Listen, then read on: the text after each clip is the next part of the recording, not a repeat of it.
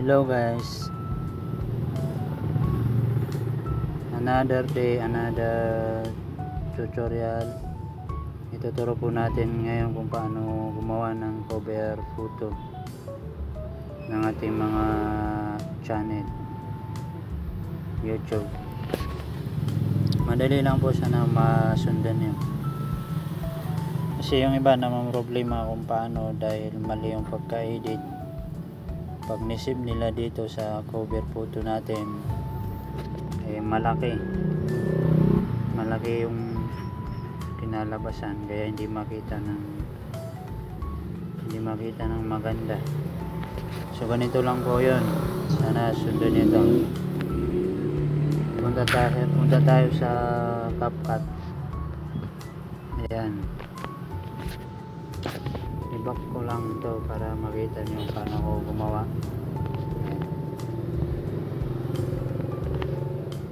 Itong size na to kailangan i-download nyo muna sa Google. Hanapin nyo lang doon pang cover photo ng YouTube size. Ito yung layout niya. Then i-add natin. Then pupunta naman tayo sa overlay, dahil kukuha tayo ng background natin kung ano ang gusto natin i-background sa cover natin. Overlay po ito, overlay, add overlay. Sa akin kasi gusto ko pula, depende sa inyo yan. I-add natin, then crop, palakihin natin kahit gaano kalaki yan, kasi may sinusundan naman tayo na size. Pagkatapos niyan, punta tayo sa opacity. Ito po yung opacity, katabi ng edit on hypec, saka katabi ng relight. Opacity, then bawasan natin yung color niya, hindi makikita natin yung layout, di ba? Yan. Diyan natin itatapat sa guhit na yan, sa gitna, yung pinaka cover natin na gusto natin nilagay. Ganyan. Then mag-add lang kayo ng text. Add text.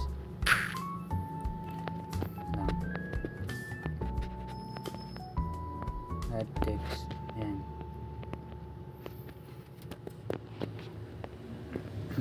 Lagay niyo yung pangalan ng anong gusto niyo. Sa akin kasi RB Basic TV. Yan. Font, kung anong gusto niyong font. Yan. So okay na yan. Adjust mo lang yan, malaki, maliit. Basta wag lang lumagpas sa pinaka center na yan na parang nakabox. Then okay na yan. Then add text, depende sa inyo, pwede nyo rin lagyan ng picture. Welcome to my channel. Ganyan lang. Then balitin natin.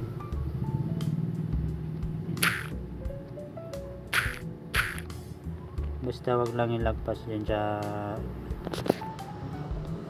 na yan, naka-circle, parang naka-box na light.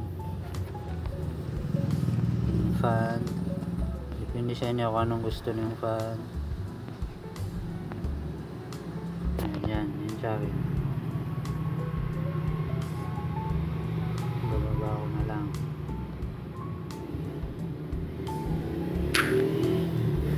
Yan. Madali lang to, basta masundan nyo lang. At tapos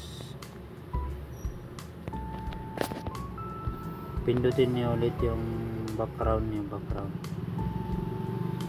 Yan. Ngayon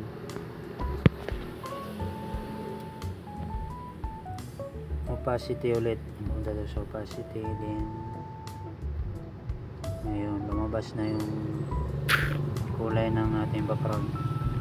Ganun lang, okay mo lang. Tapos back then screenshot. Ganun lang. Kasi yung iba namang problema sa PixArt, hindi kasi makasave doon pag hindi mo binayaran. I-back natin, gallery, i-crop natin yan. Ngayon naka-crop natin, sakto mo lang, sakto, ganyan. Ngayon pag nilagay mo na yan sa ano, dahil may layout naman yun eh, may size yun eh, punta tayo sa YouTube, click natin yung ating YouTube.